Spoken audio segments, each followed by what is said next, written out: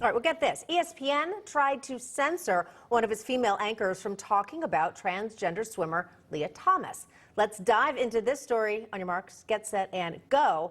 Sure to make a splash. It's time now for The Other View. Sports anchor Sage Steele is now revealing her former network, ESPN, told her not to comment on the controversy surrounding transgender swimmer Leah Thomas, a biological male competing in women's competitive swimming.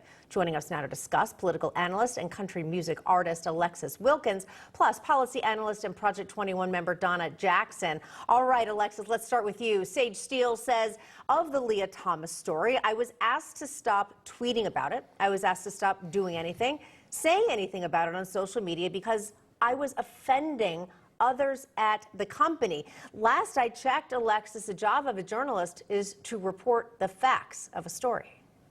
Yes, absolutely. Thank you so much for having me. That is the job of a journalist, no matter the media company. ESPN should be included. But of course, this is another egregious attempt of PR on the left, trying to have everyone on the same narrative, marching to the same drum. And fortunately here, it didn't work with Sage Steele. And I commend her for, speaking truth right now is ultimately bravery. And so I commend her for doing that. But this is just another example of an attempt at a narrative shift. They'd rather have us talking about Travis Kelce and Taylor Swift and all of these figures that they give us to chew on so that we don't focus on the things that are actually important, like saying that a biological male shouldn't be competing against women, not only because it's unfair, it's unsafe, the list goes on, of course. And so I commend Sage for speaking up, but this is just par for the course for leftist media. All right, I have to admit, I'm not upset talking about Taylor Swift and Travis Kelce. But Donna, I have to get your thoughts on this because it was not long ago that sports journalist Carissa Thompson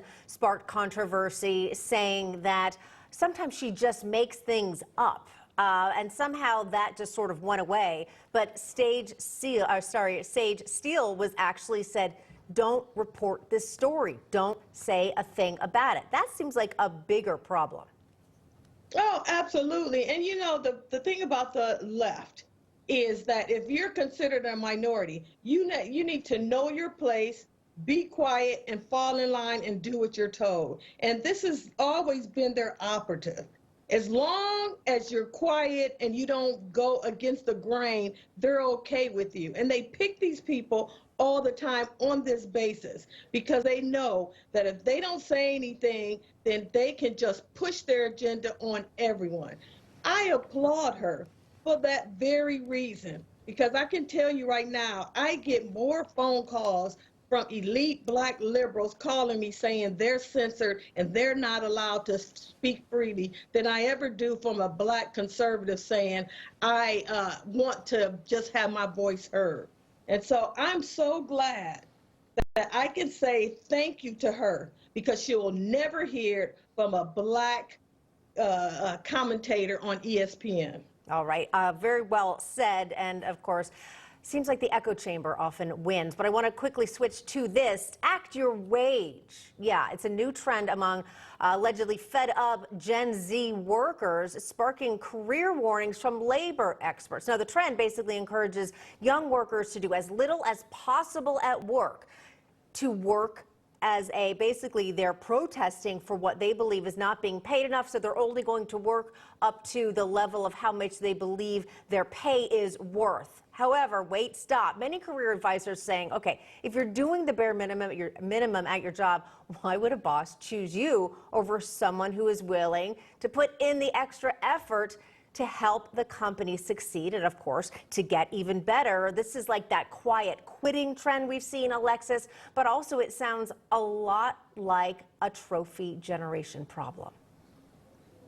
It absolutely does. I've seen this trend a lot, even on, TikTok, where they're saying, do the bare minimum. And I'm actually glad that it's making it to the main news circuit now, because it's been this thing for a long time where there's all these border, these barricades that people want to put up that, they won't answer their phones after 5 p.m. and they won't do this and they won't do that, and, kind of safe spaces against their bosses. And it's definitely within the Gen Z generation where they want to put up these barricades and they don't want to do the work. They think that the bare minimum is going to work. And I think it's actually good that this narrative is getting out and these companies are going, this isn't working. Even though we enact these DEI principles and we have all of these things going and we try to appeal to the leftist propaganda side of things, hiring the generation that's actually pushing for it and is the product of these colleges that are incredibly leftist isn't working, and it's not actually creating profit. And so I think that all of these things together, we're seeing the result of that. Donna, we're just about out of time, but I'm just going to give you about 10 seconds to put a nice bow on it. Well, you know what? The whole messaging of the work narrative is that hard work does not pay off. So we don't work hard because woke ideology means that you won't get rewarded. I'm going to leave it right there. Very well done, Alexis Wilkins. Donna Jackson, thanks for joining me on The Other View.